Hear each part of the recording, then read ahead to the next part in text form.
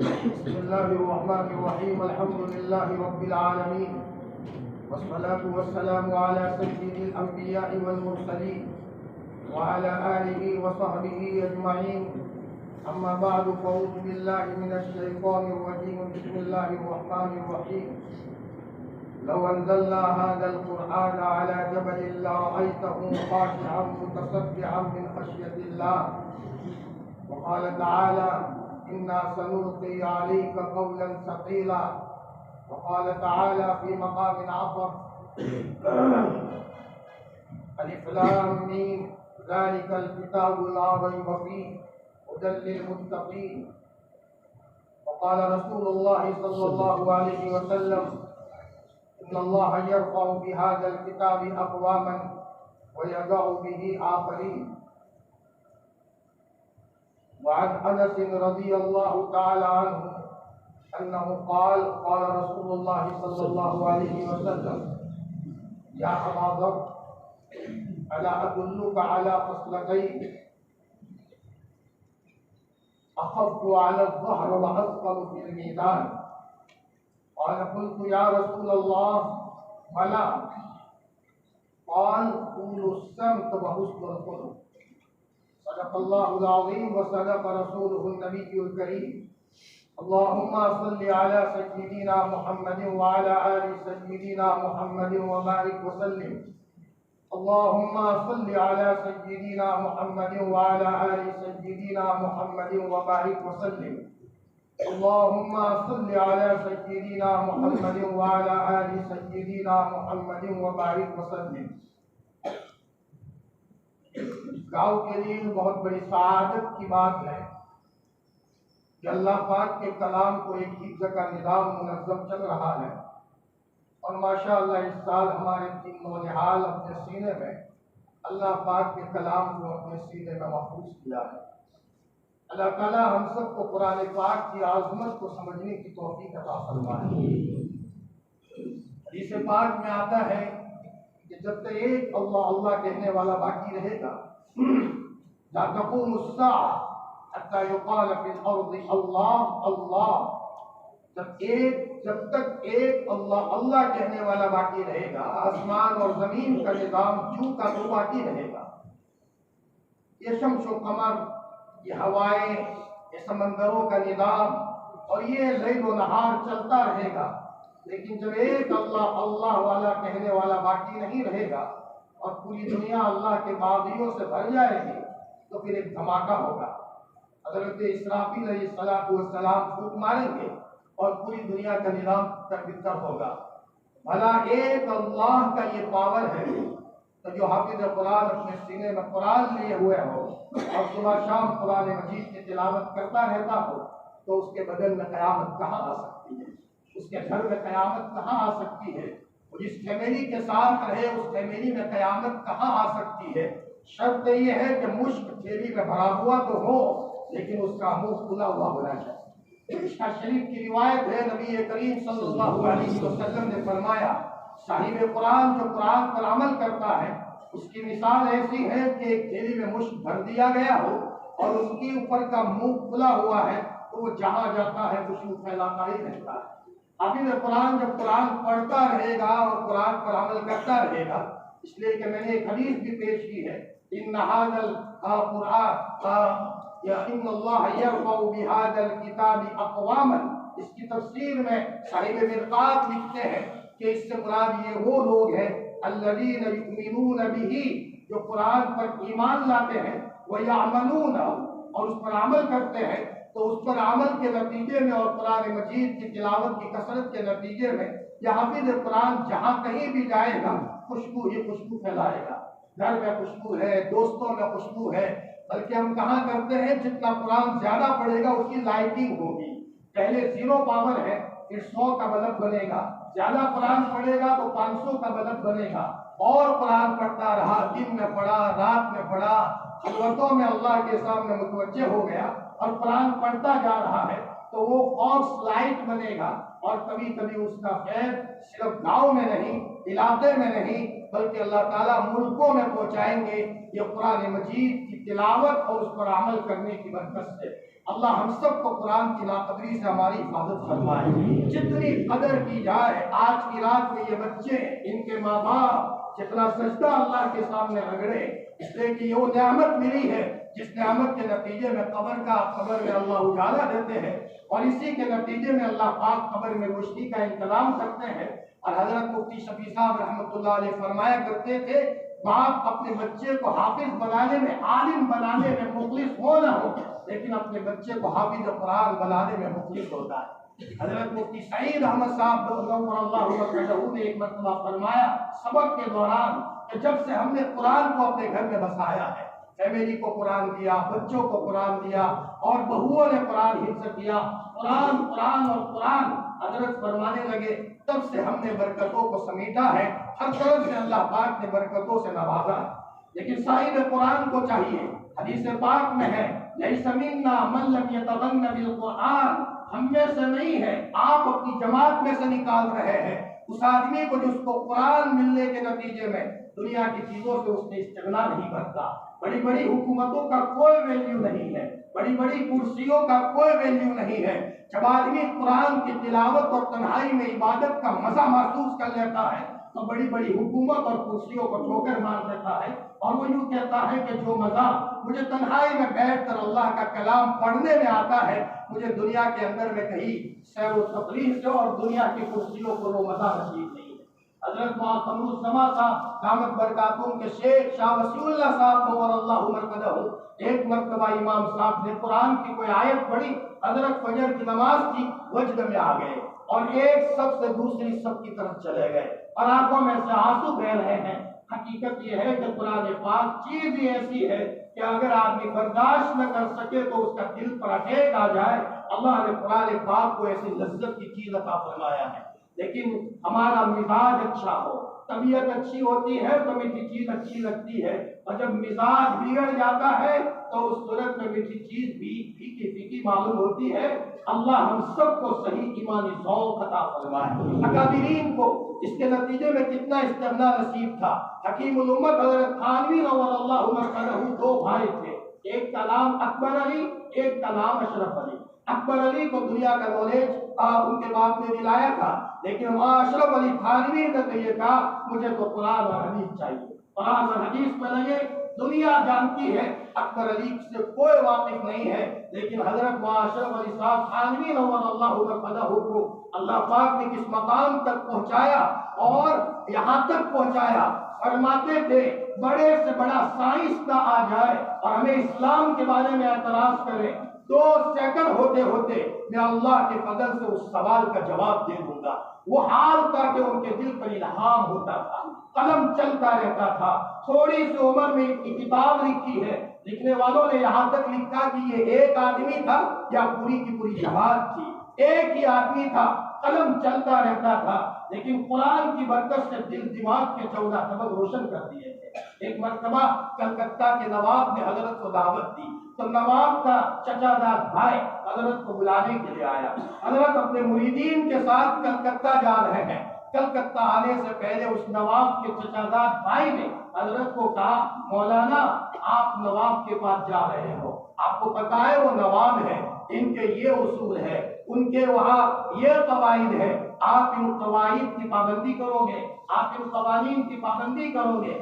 حضرت تھانوی رحمۃ اللہ علیہ برابر سنتے رہے.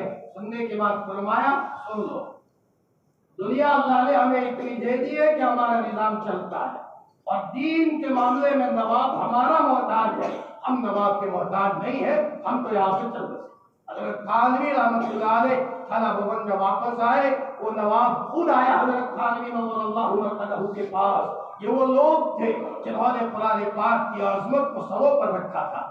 مفکر اسلام حضرت مولانا علی میاں صاحب نور اللہ مرقدہ بیرون ملک میں گئے تھے. وہاں کسی نے ایک ہیرا دیا جو اس موقع پر اس زمانے میں 1 لاکھ روپے کا ہیرا تھا.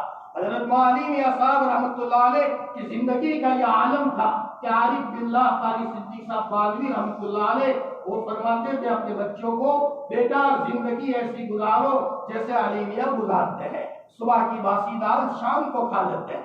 حالانکہ اللہ نے وہ مقام دیا تھا کہ امریکہ سے اگر کوئی سالن منگوائے بائی پلین ان کے لیے آ سکتا ہے. اب وہ ہیرا کسی خادم ساتھ میں ہے اور جھولے میں ہیرا پڑا ہوا ہے. یہاں آنے کے بعد ایئرپورٹ سے باہر نکلے اور اس نے ایک سائل آیا بھیک مانگنے والا, اللہ کے واسطے دے دو. مالی میں صاحب نے کہا بھائی وہ جھولا لاؤ اور اس میں جو وہ ہیرا ہے وہ دے دو. خدام دیکھتے ہی رہ گئے. یہ وہ لوگ تھے کہ دنیا میں رہتے ہوئے دنیا کو نہیں بسایا تھا.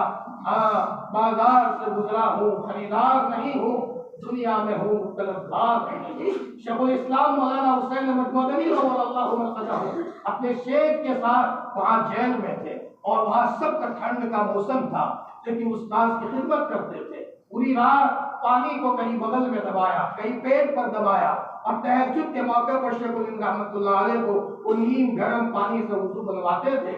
ایک مرتبہ استاد نے کہا بیٹا حسین احمد, یہاں تو پانی برف جیسا ہے, تم یہ پانی کہاں سے گرم کرتے ہو, یہاں تو جیل ہے.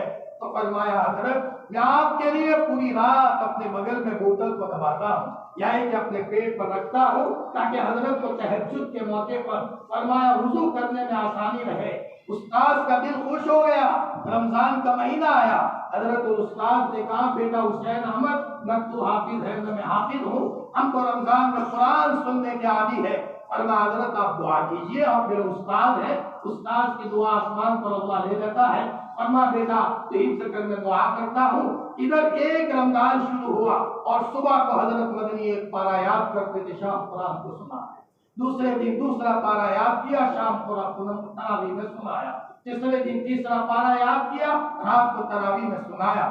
یہاں رمضان پورا ہوتا ہے اور یہاں شیخ الاسلام مولانا حسین احمد مدنی نور اللہ مرقدہ کا قرآن پورا ہوتا ہے. ایک انگریز آپ کو پھسلانے کے لیے پیسوں کا بنڈل لے کر کے آیا. حضرت مدنی مسکرائے اور فرمایا وہ راستہ کہیں اور ہے, کہیں اور چلے جائے, وہ راستہ کہیں اور ہے, کہیں اور چلے جائے. یہی وہ لوگ تھے کہ دنیا سے چلے گئے اور ان کی تاریخ لکھی گئی. ڈھونڈوں گے ہمیں ملکوں ملنے کے نہیں نایاب ہے ہم. بچوں دنیا کی طرف دیکھنے کی ضرورت نہیں ہے. خدا پاک کی قسم اللہ نے ہمیں وہ قرآن دیا ہے کہ جب قرآن پڑھیں گے تو آٹومیٹک سیفٹی اللہ دے دیں گے. آٹومیٹک اس کے نتیجے میں نہ دکھنے والی مخلوق آپ کے ساتھ اللہ کی مدد لے کر کے حاضر ہو جائے گی. یہ اللہ نے ہمیں کلام دیا ہے. اللہ تعالیٰ موت تک ہمیں قرآن پاک کی عظمت کے ساتھ وابستہ فرمائے, اس کی قدر کرنے کی توفیق عطا فرمائے. مسلمان کا معاملہ بڑا عجیب ہے. حضرت صہیب رضی اللہ تعالیٰ کو فرماتے ہیں کہ نبی کریم صلی اللہ علیہ وسلم نے فرمایا مومن کا سارا معاملہ عجیب ہے. ان اصابت السرا, اگر اس کو کوئی خوشی کی چیز پہنچ جائے, شکر اور وہ شکر ادا کرے, فکان خیرا لہ, وہ اس کے لیے بہتر ہوگا. وَإِنْ أَصَابَتْهُ الضَّرَّاءُ, اور اگر اس کو کوئی تکلیف پہنچ گئی, صبر فکان خیرا لہ, صبر کرے گا تو بھی اس کے لیے بہتر ہے. مومن کے دونوں ہاتھ میں لڈو ہے. اللہ تعالیٰ نے یہ شکریہ کی توفیق عطا فرمائی ہے پورے گاؤں کے لیے. ہم تو کہا کرتے ہیں کہ یہ جیسے پورے گاؤں کے اندر میں سے باقی اثرات کو ختم کرنے کا بہترین نسخہ ہے. ننھے منھے بچے صبح اٹھ کر جب قرآن کی رٹائی کرتے ہیں, ایک آیت تو رٹتے ہیں نا, ایک آیت کو کتنا رٹتے ہیں تب جا کر کے یاد ہوتا ہے. حضرت مولانا ابراہیم صاحب بلیاوی نور اللہ مرقدہ, حضرت مفتی سعید احمد صاحب کے استاد تھے. ان کی خدمت کرنے کے لیے ایک بنگالی بچہ آیا اور حضرت کا پاؤں دبانے لگا, لیکن جہاں پاؤں دبا رہا ہے اسی جگہ دبا رہا ہے, آگے پیچھے نہیں ہو رہا. تو مولانا بلیاوی نے فوراً کہا لگتا یہ ہے بیٹا تم حفظ کر رہے ہو. کہ حضرت کیسے پتا چلا؟ اس لیے کہ ایک ہی ایک جگہ پر آپ ہاتھ لگا رہے ہو, اس کا مطلب حافظ قرآن بن رہے ہو, اور حافظ قرآن ایک ہی آیت کی رٹائی کیا کرتا ہے. میرے بھائیوں, اللہ پاک کا کرم ہے کہ اللہ پاک نے ہمیں انسانی نعمتوں سے مالا مال کیا. ہمارا یہ علاقہ جہاں مادی نعمتوں میں ہے وہاں روحانی بھی بڑی بڑی نعمتیں نصیب ہے. اللہ تعالیٰ ہم سب کو اس کی قدر کرنے کی توفیق عطا فرمائے. اس موقع پر میں نے ایک روایت بھی سنائی, مجھے اس کے تعلق سے بھی کچھ کہنا ہے, کیونکہ قرآن کا پیغام تو بہت کچھ ہے. قرآن اگر دل میں اتر جائے ہماری زندگی بدل جائے. ہم جہاں رہیں سلامتی کے ساتھ رہیں, اور ہمارا جنازہ اٹھے تو ایسی حالت میں اٹھے کہ اللہ کی کوئی مخلوق ہم سے دکھی نہ ہو اور اللہ کا کوئی حق بھی ہم سے ضائع نہ ہوا ہو. یہ قرآن مجید کا پیغام ہے. اس وقت سب سے زیادہ ضرورت اس بات کی ہے جو میں نے روایت پیش کی. حضرت انس رضی اللہ تعالیٰ فرماتے ہیں کہ نبی کریم صلی اللہ علیہ وسلم نے ایک مرتبہ فرمایا, اے ابو ذر اے ابو ذر، یہ صوفی تھے، صحاباؤں میں صوفی تھے. آپ نے فرمایا ابو ذر کیا میں تم کو ایسی دو عادتیں نہ بتاؤں جو بہت پیٹھ پر ہلکی ہے لیکن ترازو میں بہت بھاری ہے. بہت ہلکی ہے یعنی کام کرنا چاہے تو بہت آسان، لیکن ترازو میں جب اس کو تولا جائے گا رب کائنات کے وہاں اللہ کے ترازو میں، جو ترازو بہت بڑا ہے. حضرت داؤد علیہ السلام نے اللہ تعالیٰ سے فرمایا بار الہ، جس ترازو میں لوگوں کے اعمال کو لے جائیں گے میں وہ ترازو دیکھنا چاہتا ہوں. اللہ تعالیٰ فرمایا داؤد تم ترازو نہیں دیکھ سکتے، تم بے ہوش ہو جاؤ گے. فرمایا نہ ربا مجھے دیکھنا ہے. جیسے حضرت موسیٰ نے اللہ کا دیدار کرنے کی تمنا کی تھی اور موسیٰ صعقا، اور موسیٰ بے ہوش ہو کر کے گر گئے اور پہاڑ ریزہ ریزہ ہو گیا، لیکن اس کا بدلہ حضرت موسیٰ کو ملا. امام بخاری نے نقل کیا ہے نبی کریم صلی اللہ علیہ وسلم نے فرمایا سور پھونکا جائے گا، سب بے ہوش ہو جائیں گے، پھر سور پھونکا جائے گا، سب ہوش میں آئیں گے. آپ علیہ السلام نے فرمایا میں ہوش میں آؤں گا اس وقت دیکھوں گا کہ حضرت موسیٰ عرش کا پایا، اللہ کے عرش کا پایا پکڑے ہوئے ہیں. گویا کہ مجھ سے پہلے ایک قول کے مطابق حضرت موسیٰ علیہ السلام ہوش میں آ چکے تھے. محدثین فرماتے ہیں حضرت موسیٰ علیہ السلام کو اللہ نے یہ جو فضیلت دی اس لیے کہ دنیا میں اللہ کے جلال کو دیکھ کر بے ہوش ہو گئے تھے، تو اللہ نے اس کے بدلے میں وہاں ان کو پہلے ہوش میں لائے. یہ اللہ کی طرف سے ہے. بہرحال حضرت داؤد علیہ السلام نے فرمایا بار الہ مجھے تو پلڑا دیکھنا ہے. فرمایا آنکھیں بند کرو. آنکھیں بند کی، ترازو سامنے آیا، اتنا بڑا ترازو، اس کو دیکھ کر حضرت داؤد علیہ السلام بے ہوش ہو گئے. بار الہ کون سا تیرا بندہ ہوگا جو اتنے سارے کام کر کے آئے کہ اتنا بڑا ترازو بھر جائے. اللہ تعالیٰ نے فرمایا میرے داؤد، میرا کوئی ایمان والا بندہ اخلاص کے ساتھ ایک کھجور کی گٹلی بھی صدقہ کرے گا، اخلاص ہونا چاہیے، تو میں اس کے نتیجے میں پورے پلڑے کو بھر دوں گا. اللہ ہم سب کو اخلاص کی دولت سے مالا مال فرمائے. ہاں، یا تو کہتے ہیں مخلص بنو یا مخلص بنو، مخلص بنو یا تو مخلص بنو. اور کام خلوص اور پیسوں سے نہیں ہوتا، کام تو خلوص سے ہوتا ہے، خلوص سے ہوتا ہے. اللہ ہمیں ہر کام اخلاص سے کرنے کی توفیق عطا فرمائے کہ ماں کی خدمت کرے اللہ کو، وہ پیسے دیں گے اس لیے نہیں. ابا کی خدمت کرے اللہ کے لیے کہ میرا اللہ راضی ہو جائے. نماز پڑھے اللہ کے لیے. اور اخلاص کی طاقت ایٹم بم سے زیادہ ہے. آپ نے وہ روایت سنی ہوگی کہ وہاں بنی اسرائیل کے 3 آدمی ذرا وہ پہاڑ میں گئے تھے اور وہاں پہاڑ کی چٹان نے آ کر کے ان کا منہ بند کر دیا تھا، نکلنے کا کوئی راستہ نہیں تھا. ان کے نکلنے کی کوئی شکل بنی ہے تو اخلاص والا عمل بنا. ایک آدمی نے کہا تھا بار الہ میری چچا زاد بہن تھی، ایک مرتبہ اس کو راشن پانی ختم ہو گیا اور اس نے گویا کہ مجھے میرے پاس آئی تو میں نے کہا میں تم کو پیسے دینے کے لیے تیار ہوں، لیکن میرے دل میں کوئی ایک تمنا ہے، وہ تمنا آپ کو پورا کرنا ہوگا. اللہ کی نیک بندی تھی، پاک دامن تھی، اس نے منع کر دیا. لیکن جب اس نے نہیں مانا تو مجبوری میں اس نے اجازت تو لے لی. خلوت ہو گئی، تنہائی ہو گئی، پورا قابو مل گیا. اس اللہ کی بندی نے یہ کہا میرے بھائی اللہ سے ڈر، اللہ دیکھ رہا ہے. فوراً وہ آدمی الگ ہو گیا. بار الہ یہ ادا اگر تجھے پسند آئی ہو، میں نے تیرے خوف سے ایک گناہ چھوڑا تھا، اللہ کو یہ ادا پسند آئی. اللہ نے فرشتوں کا نظام چلایا اور پتھر وہاں سے ہٹ گیا. بڑی تفصیلی بات ہے، میں وہاں جانا نہیں چاہتا، لیکن اتنا کہتا ہوں کہ اخلاص والے عمل کی طاقت بڑی بڑی بندشوں کو توڑ دیتا ہے. اللہ ہم سب کو اخلاص عطا فرمائے. نبی کریم صلی اللہ علیہ وسلم نے فرمایا 2 عمل ایسے ہیں جو پیٹھ پر ہلکے ہیں، ترازو میں بھاری ہے. ایک عمل طول السمع، زیادہ لمبے دیر تک خاموش رہنا، کم بولنے میں تو ہمیں ضائع کرتے ہیں، علاب شلاب بولتے ہیں. ابو داؤد شریف کی روایت ہے ان کے قیامت میں زبان کا چلانا ایسا ہوگا جیسے کہ تلوار کو چلانا. تلوار کو چلانے سے جیسے فساد ہوتا ہے، زبان کے چلانے سے فساد. بس خاموش رہے، بولے بہت کم بولے، اور جب بولے تو سونا بولے. نبی کریم صلی اللہ علیہ وسلم نے فرمایا من صمت نجا، جو خاموش رہا وہ کامیاب ہو گیا. اس پر بھی آنے کی ضرورت ہے. فرمایا کبھی کبھی ہم زیادہ بولنے کے نتیجے میں لغویات اور فضولیات، کسی کی غیبت میں، کسی کو تانا دینے میں مبتلا ہو جاتے ہیں. نبی کریم صلی اللہ علیہ وسلم نے فرمایا کہ مسلمان یہ کسی کو تانا دینے والا نہیں ہوتا، ولا لعان لعنت کرنے والا نہیں ہوتا، ولا فاحش بدگوئی کرنے والا نہیں ہوتا، ولا بدی اور بکواس کرنے والا نہیں ہوتا۔ وہ بہت کم بولتا ہے اور جب بولتا ہے اچھا بولتا ہے۔ ایک یہ صفت اللہ ہم سب کو عطا فرمائے، بہت کم بولے۔ حضرت شاہ عبد الرحیم رائے پوری رحمۃ اللہ علیہ کے پاس ایک صاحب ہے جنہوں نے تبلیغ میں بہت وقت لگایا تھا، لیکن حضرت شاہ عبد الرحیم رائے پوری رحمۃ اللہ علیہ بولتے نہیں، بس دل اللہ اللہ میں مبتلا ہوتا تھا۔ سانس باہر نکلتی ہے تو اللہ، اندر جاتی ہے تو ہوں اللہ ہوں اللہ ہوں، بس ذکر قلبی میں بیٹھے رہتے تھے۔ تو کسی نے کہا او کہاں ہمیں لے کر آئے، یہ تو بولتے تو ہے نہیں۔ حضرت شاہ عبد الرحیم رائے پوری رحمۃ اللہ علیہ نے فرمایا جس نے ہماری چپکی سے فائدہ نہیں اٹھایا وہ ہماری زبان سے کیا فائدہ اٹھائے، جس نے ہماری چپکی سے فائدہ نہیں اٹھایا وہ ہماری زبان سے کیا فائدہ اٹھائے گا۔ ایک یہ چیز خاموش رہنا، بہت کم بولنا۔ دوسری چیز حسن الخلق، اچھے اخلاق، اس کے ہم سب محتاج ہیں۔ اللہ ہم سب کو اخلاق عظیمہ عطا فرمائے کہ یہ ترازو میں بہت بھاری ہے۔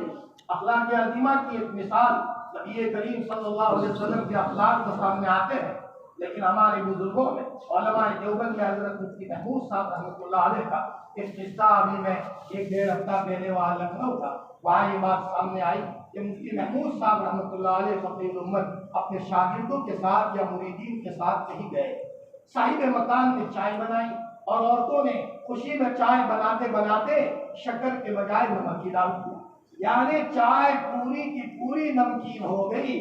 ابھی جب چائے کتلی بھر کر کے جب سامنے آئی، پہلے مفتی صاحب کو دی، مفتی صاحب نے وہ چائے جب پی لی تو پتا چلا اوہو اس میں تو نمک ہے، شکر نام کی چیز نہیں ہے۔ ارے جب میزبان اور بیچاری بہنیں شرمندہ ہوگی تو مفتی صاحب نے کہا بھائی کتلی ہماری، چائے ہم پی لیں گے، کسی کو نہیں پینے دیں گے، ان کے لیے دوسری چائے بناؤ۔ تو گھر والوں نے دوسری چائے بنائی، اللہ کا بندہ پوری کتلی چائے پی گیا، اس لیے کہ میزبان اور ہماری بہنیں شرمندہ نہ ہو۔ مفتی صاحب کے جانے کے بعد عورتوں کو پتا چلا اوہو ہماری بھول یہ ہوئی تھی، ہم نے تو اس ڈبے میں سے نمک ڈال دیا تھا۔ اور مفتی صاحب ویسے دوسری چیز تو زیادہ چلتی ہے تو چائے تو زیادہ نہیں چلتی، لیکن اللہ کا بندہ اللہ کی کسی مخلوق کو تکلیف نہ ہو، انہوں نے پوری کتنی چائے کو پی لیا۔ میرے بھائیوں آج ہم اخلاق کی دنیا میں بہت پیچھے ہیں۔ کبھی ایسا ہوتا ہے کہ ہم اولاد کے درمیان میں بھی بے انصافی کر کے اولاد کا دل دکھاتے ہیں، کبھی اولاد ماں باپ کا دل دکھاتے ہیں، کبھی ماں کا دل دکھتا ہے، کبھی بہنوں کا دل دکھتا ہے، کبھی بچیوں کا دل دکھتا ہے۔ بڑی بات یہ ہے کہ ہمارے ذریعے سے کسی کا دل نہ دکھے۔ ایک بہت بڑے امام گزرے ہیں، امام احمد خضروی رحمۃ اللہ علیہ، اللہ کے ولی گزرے، تہجد پڑھ رہے تھے اور تہجد کے موقع پر کمرے میں چور گھس گیا، لیکن اللہ کے ولی کے گھر میں تو کچھ نہیں تھا۔ اب یہ خالی ہاتھ جا رہا ہے، احمد خضروی نے اسی وقت اس کا ہاتھ پکڑا، میرے لال میرے گھر میں آیا تھا، تو کچھ لینے آیا تھا اور مجھے کچھ نہیں ملا، ایسا کر میں جو کہوں وہ تو کر، میں جو کہوں وہ کر، اللہ تجھے دیں گے۔ پھر کہا لے یہ لوٹا لے اور وضو بنا اور یہاں میرے پاس رہ کر کے تو 2 رکعت نماز پڑھنے کا، میں بھی دعا کرتا ہوں اللہ تیرے لیے کوئی انتظام کر دے، تو میرے پاس ٹھہر گیا۔ صبح کوئی صاحب آئے اور حضرت کو ہدیہ دینے کے لیے 200 اشرفیہ حضرت کو ہدیہ دینے کے لیے آئے، جو ہی 200 اشرفیہ ملی، حضرت نے کہا بیٹا یہ تیرے پچھلی 2 رکعت گزشتہ رات کی 2 نمازوں کی برکت ہے، اللہ نے دی ہے۔ وہ رونے لگا اور روتے روتے کہا حضرت، فرمایا میں تو گنہگار اور گناہ گیری کرنے والا آدمی تھا، لیکن تب بھی میں نے 2 رکعت پڑھی اور اللہ نے مجھے 200 اشرفیہ دلوائی۔ اگر میں بچپن ہی سے نماز کا پابند ہوتا تو میری کیا کیفیت ہوتی۔ وہی حضرت کے ہاتھ پر توبہ کر دی اور توبہ کر کے وہ بندہ اللہ کا ولی بن کر کے دنیا سے گیا۔ فرمایا اکابرین کو کا یہ حال تھا اخلاق کا کہ دشمن بھی پاس میں آتا تھا، ولایت کا تاج پہن کر کے جاتا تھا۔ حضرت خواجہ معین الدین چشتی نور اللہ مرقدہ جو اجمیر میں سوئے ہوئے ہیں، ایک صاحب اپنی آستین میں حضرت کو مارنے کے لیے چھورا لے کر کے آئے، فرمایا کسی نے بھڑکا دیا تھا کہ حضرت کے خلاف۔ جب وہ چھورا لے کر کے آیا حضرت کو پتا چل گیا ان کے آستین میں چھرا چھپا ہوا ہے، تو حضرت نے کہا بیٹا چھپانے کی کیا بات ہے، لو میں سینہ کھول دیتا ہوں، بیٹا وہ چھرا لائیے اور میرے سینے میں بھوک دیجیے۔ وہ رونے لگا، حضرت مجھے تو کسی نے بھڑکایا تھا، مجھے پتا نہیں تھا کہ آپ اتنے اللہ کے نیک بندے ہو۔ بیٹا کوئی بات نہیں، آپ تو ہمارے ہو، ہمارے ساتھ بیٹا آپ کھانا کھاؤ گے۔ بس وہی اپنے دسترخوان پر بٹھایا، بیٹا بیٹا کہا۔ نوعیت یہ بنی کہ 42 کے قریب اس آدمی نے حج کیے، 42 کے قریب اس آدمی نے حج کیے اور حضرت کا خاص مرید بن گیا، اور وہی بیت اللہ میں اس کا انتقال ہوا اور وہیں پر اس کی تدفین وجود میں آتی ہے۔ اکابرین کا یہ حال تھا کہ دشمن سے دشمن آ جاتا تھا لیکن آپ کے اخلاق سے متاثر ہو جاتا تھا۔ عزیزو جہاں کہیں بھی رہو، قرآن کی نسبت سے ہم سب کا قرآن کے بات کے ساتھ تعلق ہے، ہم قرآن والے ہیں، لہٰذا ہمیں چاہیے کہ ہمارا اخلاق کے معیار بدل۔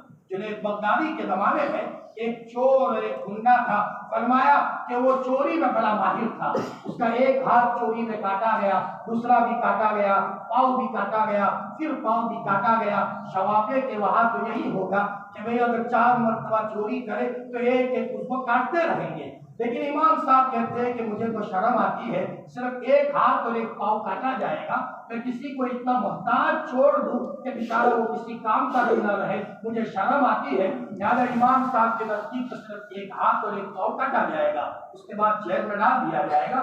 بہرحال اس کے چاروں ہاتھ پاؤں کاٹ دیے گئے اور اس کو 10 سال تک جیل میں رکھا۔ مفتی محمود صاحب رحمۃ اللہ علیہ نے یہ واقعہ ملفوظات فقہ الامت میں مفتی صاحب کے ملفوظات میں نقل کیا ہے۔ فرمایا 10 سال کے بعد جب اس کو چھوڑا گیا تو اس نے یہ سوچا کہ 10 سال چوری نہیں ہوئی ہے تو اب تو 10 سال کی تلافی کرنی پڑے گی، لہذا اب چھوٹی چھوٹی چوری کرتے تھے تو 10 سال کی تلافی کے لیے کسی بڑے گھر بڑی حویلی کی چوری کرے۔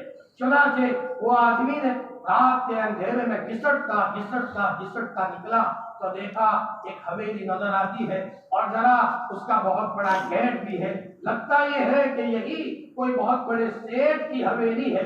چنانچہ دیکھا کہ دروازہ کھلا ہوا ہے تو سمجھا کہ اللہ کی مدد شامل ہے،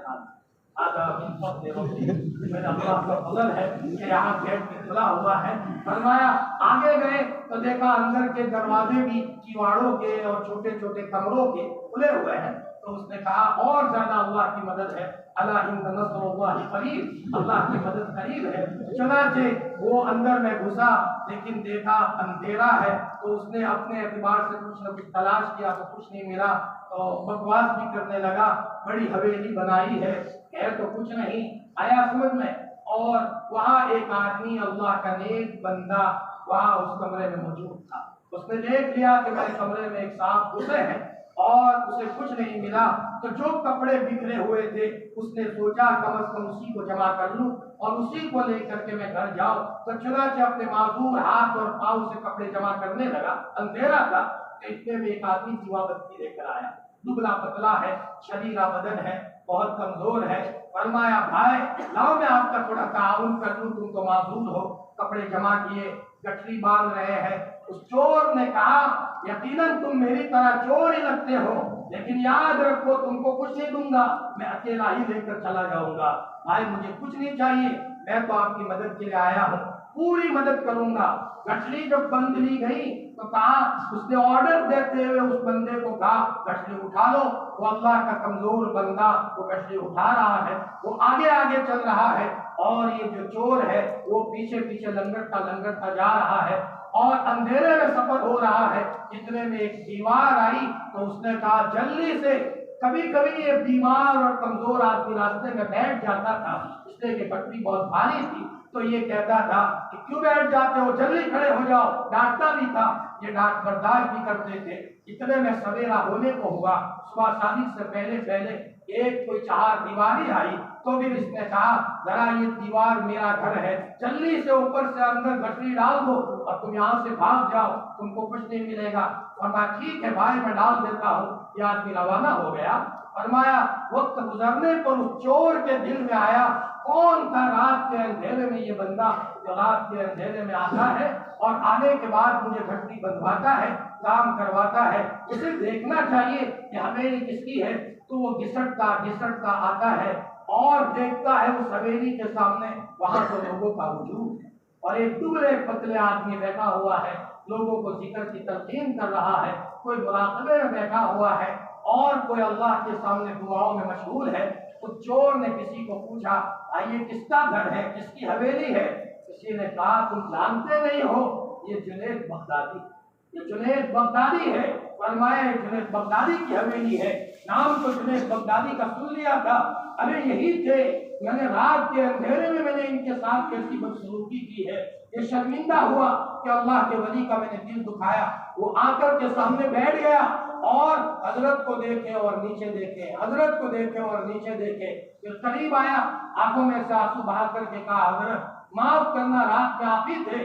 فرمایا بیٹا کوئی بات نہیں، آپ میرے گھر میں آئے تھے تو میں نے چاہا کہ آپ محروم کیوں جاؤ۔ بس یہ حضرت کے اخلاق دیکھ کر کے وہ اتنا متاثر ہوا، اس نے کہا کہ آپ کس بات کی تلقین کرتے ہیں؟ بیٹا آپ کے ذریعے سے اللہ کی کسی مخلوق کو تکلیف نہ ہو۔ اس نے توبہ کی، رویا اور بہت رویا۔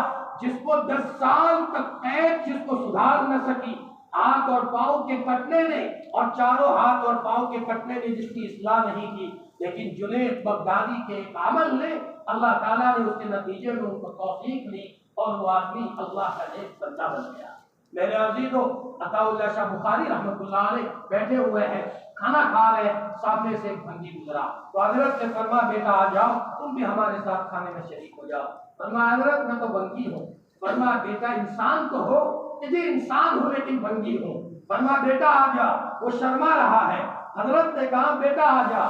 سید کون تھے؟ سید عطا اللہ شاہ بخاری، جو حضرت فاطمہ رضی اللہ عنہا کے نسل، اللہ تعالیٰ نے زبردست مقام دیا تھا اور زبردست اللہ پاک نے جرت سے بھی نوازا تھا۔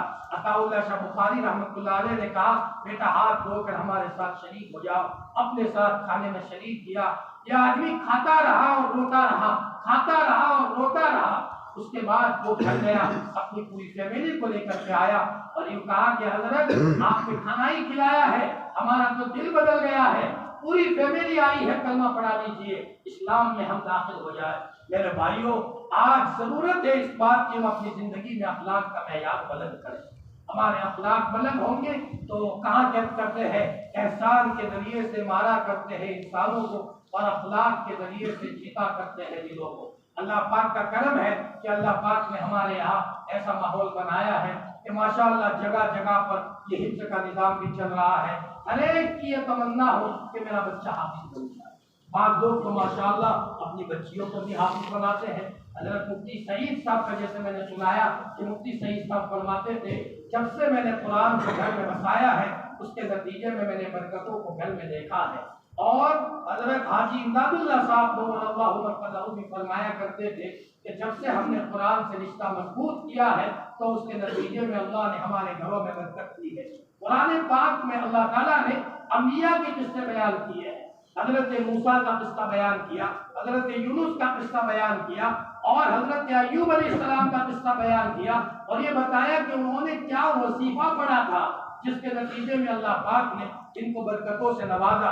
حضرت یونس علیہ السلام مچھلی کے پیٹ میں ہے، رات کا اندھیرا ہے اور وہاں اندھیرے مچھلی کے پیٹ میں پڑھ رہے ہیں لا الہ الا انت سبحانک انی کنت من الظالمین۔ تو پھر اللہ تعالیٰ نے اسی وظیفے کی برکت سے ان کو مچھلی کی پیٹ سے اور سمندر سے نجات دے دی۔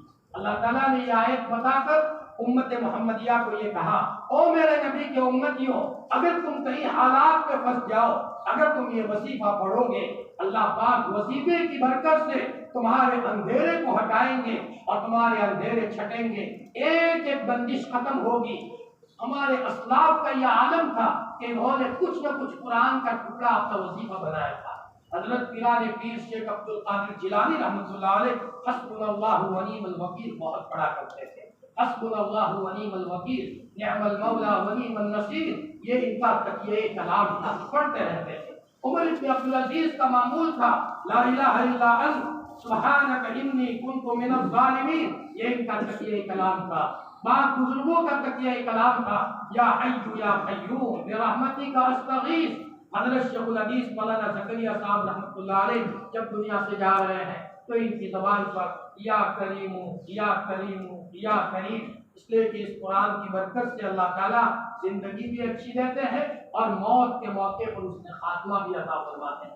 حضرت معاذ ذوالفقار صاحب نور اللہ مرکزہ کے شیخ حضرت پیر حبیب صاحب انتقال کا وقت قریب آیا، اس گاؤں ان کے پاس ہے اور اتنے میں کسی نے یہ آیت پڑھی یا ایھا الذین آمنوا استعینوا بالصبر والصلاۃ، کہ ایمان والو صبر اور صلاۃ کے ذریعے سے مدد حاصل کرو۔ حضرت ان کی طرف دیکھے اور مسکرائے، اور پھر جب یہ آیت پڑھی ان اللہ مع الصابرین، اللہ صبر کرنے والوں کے ساتھ ہے، ان کی طرف دیکھ کر مسکرائے اور زور سے پڑھا یا اللہ، ہنستے ہوئے دنیا سے چلے گئے۔ قرآن پاک کے نتیجے میں اللہ پاک دنیا بھی اچھی بناتے ہیں اور آخرت بھی اچھی بناتے ہیں۔ اس لیے ہمیں چاہیے کہ قرآن پاک کی تعلیمات پر عمل کریں۔ قرآن پاک کی تعلیمات میں سے ایک اہم تعلیم یہ ہے ہماری زندگی میں ایک تو نماز کا اہتمام آئے، جہاں کہیں بھی ہو نماز پڑھے، پوری نماز پڑھے، اور مسواک کے ساتھ ہمارا وضو ہو۔ وضو بہت بڑی طاقت ہے، اس کے نتیجے میں باطل اثرات نہیں رکھتے۔ ایک صحابی کو نبی کریم صلی اللہ علیہ وسلم نے فرمایا ادم علی الطہارہ تکن لک برکہ، تم وضو پر رہو تمہارے لیے برکت کا سامان ہوگا۔ اور یہ ہمارے نبی کی سنت ہے، آپ ہر وقت باوضو رہا کرتے تھے، بغیر وضو کے نہیں رہتے تھے، حتیٰ کہ ایک مرتبہ آپ کا وضو ٹوٹ گیا تو آپ علیہ الصلوۃ والسلام اسی وقت تیمم کر رہے ہیں کہ کہیں ایسا نہ ہو تھوڑا سا مرحلہ میرا بے وضو کا گزر جائے اور میں نے تیمم نہ کیا ہو وضو کا نائب، اور آپ وضو کر کے چل رہے ہیں۔ تو وضو اچھا ہو، ہماری زندگی میں مکمل نماز کا اہتمام ہو، نماز کے ساتھ ہماری مناسبت ہو، قرآن مجید کی تلاوت ہو۔ قرآن ہمیں یہ پیغام دیتا ہے کہ روزانہ کچھ نہ کچھ حصہ قرآن مجید کی تلاوت کرے۔ بعض تو روز طے ہے، فجر کے بعد یاسین شریف کا ڈوز لے لو، حدیث پاک میں آتا ہے وصیت حوائج ہو، اس کی تمام ضرورتیں پوری کی جائے گی، چاہے وہ دنیا کی ضرورتیں ہو چاہے آخرت کی ضرورتیں ہو۔ ہمارے اکابرین کا یہ حال تھا کہ زندگی پر کبھی یاسین شریف کو ناغہ نہیں کرتے، اور فجر کے بعد اپنے گھر کو مدرسہ بنا لینا چاہیے، اور اپنی فیملی کو بھی قرآن کی تلاوت سے لگانا چاہیے، اور مغرب کے بعد بھی اپنے گھر کو مدرسہ بنانا چاہیے۔ سورہ واقعہ کی تلاوت ہو رہی ہے، الف لام سجدہ پڑھا جا رہا ہے، تبارک الذی پڑھا جا رہا ہے۔ اگر ہماری بچیاں ان صورتوں کی پابند ہوگی تو سورہ واقعہ پڑھنے کے نتیجے میں دنیا کے اندر میں رہتے ہوئے استغنا کی کیفیت ہوگی۔ آج لالچ نے ہمیں کسی کا نہیں رکھا، ہم دنیا کی لالچ میں اتنے پھنس گئے ہیں کہ ہمیں تلاوتوں کا مزہ ختم ہو گیا، ہمیں نماز کی حلاوتیں چلی گئی، اور دنیا کی محبت میں اتنے پھنسے ہیں کہ حلال اور حرام کا ہمیں گویا کہ امتیاز بھی نہیں رہا، اور ایک قوم اور ایک جماعت حرام میں مبتلا ہو رہی، لوگوں کو تکلیف پہنچا رہے ہیں، اور پھر کہہ رہے ہیں کہ ہمیں سکون ملے۔ سکون کیسے ملے؟ میں نے ایک واقعہ وہاں کل سنایا تھا ابو مسلم خولانی رحمۃ اللہ علیہ کا، ہم سب کو توجہ سے سننے کی ضرورت ہے۔ ابو مسلم خولانی رحمۃ اللہ علیہ وہ ہے کہ جن کو آگ میں ڈالا گیا تھا ایک جھوٹے نبوت کے دعویٰ کرنے والے کی طرف سے، لیکن آگ نے ان کو نہیں کیا تھا۔ حضرت عمر کا دور ہے، حضرت عمر کو پتا چلا تو حضرت عمر نے ابو مسلم خولانی کو اپنے سینے سے لگایا اور یہ فرمایا اس اللہ کا شکر ہے کہ مجھے وہاں تک زندہ رکھا، کہ اس آدمی کی ملاقات ہوئی جس کے ساتھ اللہ نے وہ معاملہ کیا جو معاملہ اللہ تعالیٰ نے حضرت ابراہیم کے ساتھ آگ والا کروایا تھا۔ چلا کہ ابو مسلم خولانی سے ملاقات ہوئی۔ ابو مسلم کا یہ حال تھا کہ جب گھر میں آتے تھے سلام کرتے تھے، زور سے اللہ اکبر کہتے ہیں، گھر میں جاتے تھے تو گھر میں جانے کے بعد بھی کہتے تھے اللہ اکبر، اللہ بڑا ہے۔ فیملی کا نظام اچھا تھا، لیکن اڑوس پڑوس میں سے کوئی عورت آتی تھی اور ان کی بیوی کا ذہن خراب کرتی تھی۔ کیا مولانا کے گھر میں تو اچھی پوزیشن نہیں ہے، ذرا شکایت والی کوئی بات تھی جس کے نتیجے میں بیوی کا موڈ بگڑ گیا۔ ایک مرتبہ ابو مسلم خولانی گھر آئے، سلام کیا، لیکن بیوی نے سلام کا جواب نہیں دیا۔ گھر میں گئے، اللہ اکبر کہا تو دیکھا بیوی کا موڈ نہیں ہے اور بیوی ذرا کسی لکڑی سے زمین کو کرید رہی ہے۔ ابو مسلم سمجھ گئے مانو نہ مانو کسی نے ذہن بگاڑا ہے، میں اس لیے کہہ رہا ہوں آج ایک طبقہ کسی کا رشتہ کرانے کے بجائے توڑنے کے چکر میں ہوتا ہے۔ اللہ ہم سب کی حفاظت فرمائے۔ یہ بہت گھناؤنا عمل ہے، یہ گندا عمل ہے۔ میرے بھائی کی بچی گھر بیٹھی ہے، رشتے ہو رہے ہیں اور میں جا کر کے رشتہ توڑ رہا ہوں۔ میرے بھائی کا بچہ، بلکہ ہم تو کہتے ہیں ہمارے گھر سے اگر رشتہ ٹوٹا ہو کوئی تقدیر کی بات تھی، اور ہم تو جگہ جگہ پروگرام میں کہتے ہیں مرد مسلم کا دل اتنا بڑا ہونا چاہیے جس نے ہمارا رشتہ توڑا ہے، ہماری بچی بچے کا رشتہ توڑا ہے، ہم اس کے تعلق سے ذہن خراب کرنے کے بجائے سامنے والے پوچھنے بھی آئے ہم یہ کہیں بھائی کسی کو کسی جگہ کی آب و ہوا ناس نہیں آتی، دوسری جگہ کی آب و ہوا ناس آتی ہے، ہو سکتا ہے میرے بچے سے سسٹم نہ بیٹھا ہو لیکن آپ کے بچے سے بیٹھ جائے، میں کچھ نہیں کہتا، اللہ اچھا کرے، اللہ بھلا کرے۔ امام احمد ابن حنبل کو کسی نے کہا حضرت اگر آپ کو کوئی تکلیف دیتا ہے تو آپ معاف کرتے ہو؟ تو آپ نے فرمایا مجھے شرم آتی ہے میں کسی کو معاف نہ کروں اور کل قیامت کے دن اللہ کے نبی کے اس امتی کو غریبان پکڑ کر کے اللہ کے دربار میں حاضر کیا جائے اور میرے نبی کو تکلیف ہو، میں گوارا نہیں کرتا، میں تو فوراً اس کو معاف کر دیتا۔ یہ بیماری میں اس لیے کہہ رہا ہوں کہ میں بھی اس برادری سے تعلق رکھتا، اتنے لوگ ہیں جو بیچارے دکھی ہیں، میرے بھائیوں اخلاق کے تعلق سے بہت آگے بڑھنے کی ضرورت ہے اور مصیبت اخلاقی سے پریشان۔ میں واقعہ سنا رہا ہوں، ابو مسلم سمجھ گئے کسی نے ذہن خراب کیا، اندر سے بد دعا دی، زبان سے بھی بول دیا اے اللہ جس نے میری بیوی کا ذہن بگاڑا اسے اندھا کر دے، اسے اندھا کر دے۔ جیسے کسی نے راستہ دبا دیا اس منحوس نے دبایا، میری زمین پر قبضہ کر لیا اس منحوس نے کیا۔ آپ نے فرمایا تھا حضرت معاذ ابن جبل کو جب روانہ کیا تھا ادھر یمن کی طرف اور آپ نے واپس بلایا اور آپ نے کیا کہا معاذ مظلوم کی بد دعا سے بچنا۔ یہ معلوم ہم مظلوم کس کو سمجھتے ہیں اور ہم اپنے کو ظالم سمجھتے ہیں کہ نہیں سمجھتے۔ میرا اور آپ کا لاڈلا نبی جب گھر سے نکلتا تھا یہ دعا پڑھتا تھا اللہم انی اعوذ بک من ان اضل او اضل اظلم او اظلم، میں ظلم کر لوں مجھے پتا بھی نہ ہو، اور بھول سے بھی غلطی کرو گی تو سزا تو چکھنی پڑے گی، بھول سے بھی ظلم ہو جائے ہماری زبان سے کسی کو تکلیف پہنچ جائے تو سزا تو بھگتنی پڑے گی۔ بعض صحابہ بھولے بھالے تھے، حسان ابن ثابت، حضرت مصطح اور حضور کی سالی حضرت حمنہ بنت جہش، جب حضور کی لاڈلی بیوی حضرت عائشہ پر الزام لگا تو الزام لگانے والا رئیس المنافقین ابی سلول تھا، لیکن بھولے بھالے صحابی بھی باتوں میں آ کر ہاں ہاں کرنے لگے تو سزا ملی۔ باقاعدہ آپ علیہ السلام نے حضرت حسان ابن ثابت کو مسجد نبوی میں کوڑے مارے، کوڑے لگائے گئے ہیں، حضرت مصطح کو کوڑے لگائے گئے ہیں، حالانکہ حضرت حسان بہت بھولے بھالے صحابی ہے، بہت بھولے بھالے صحابی ہے، لیکن غلطی تو کی، چاہے بھولے پن میں کی تو سزا پہ ان کو چکھنا ہے۔ فرمایا اس کی سزا ملی کہ ان کو کوڑے لگائے گئے۔ تو آج یہ حضرت ابو مسلم خولانی نے اتنی بد دعا کر دی۔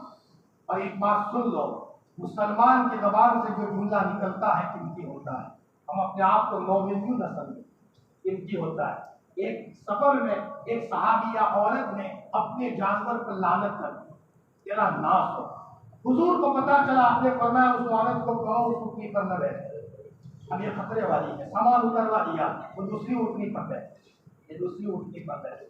اثر ہوتا ہے، ہم اپنی زبان سے جملے دعائیاں نکلے بیٹا اللہ تمہیں سخی رکھے، اور ہماری تاریخ میں ہو کہ ہم نے کبھی بہو کے ساتھ ایسا سخت رویہ نہ کیا ہو کہ چپکے وہ رو رہی، جی وہ رو رہی ہو۔ ہمارے پاس بعض ایسی بہوؤں کے میسج آتے ہیں اور ان کے شوہر کی طرف سے ظلم کی داستانیں ہوتی ہیں، اللہ میری اور آپ کی سب کی حفاظت کرے۔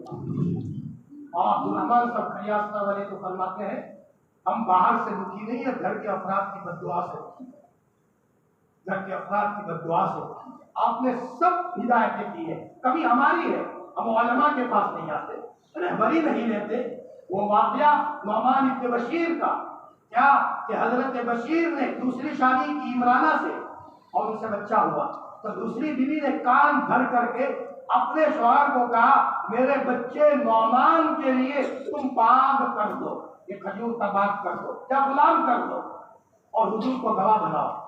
پہلی بیوی کے بچوں کو چھوڑ کر حضور کو گواہ بنانے کے لیے حضرت بشیر آئے، بولے بھالے تھے کہ حضرت میں آیا ہوں، میری دوسری بیوی سے بچہ ہوا ہے نعمان، ان کے لیے ذرا باغ ان کے نام کا کرنا ہے۔ آپ نے فرمایا پہلی بیوی سے بچے ہیں؟ جی ہے، ان کو نہیں دیا، میں ظلم پر گواہی کرتا لا اشہد علی جور۔ آپ نے دوسری بات فرمائی کہ چاہتے ہو کہ بڑھاپے میں سب بچے آپ کے ساتھ اس نے سلوک کریں؟ کہ جی حضرت چاہتا ہوں۔ کیسے کریں؟ وہ کہیں گے انہوں نے رکھا ہے تو خدمت کرو۔ حضرت مفتی شفیع صاحب رحمۃ اللہ علیہ الگ ہو گئے، بچوں کو الگ رکھا، سب کے ساتھ برابر کا انصاف ہو رہا ہے۔ نبی جی کو کہا گیا کہ صحاباؤں سے سب سے مشورہ کرو اور شاورہم فی الامر، ان سے مشورہ کرو۔ دل نہیں ٹوٹنا چاہیے۔ حقیقت یہ ہے ہمارے اکابرین کا یہ حال تھا کہ دوست تو دوست لیکن دشمن کا دل بھی نہیں دکھاتے۔ پالنپور میں صدر صاحب تھے مولانا یوسف صاحب، مولانا ابرار صاحب بھرزوئی کے خلیفہ تھے، بہت نیک مزاج تھے، بولے والے تھے، کبھی کہیں اپنی بہوؤں کو آرڈر نہیں کیا۔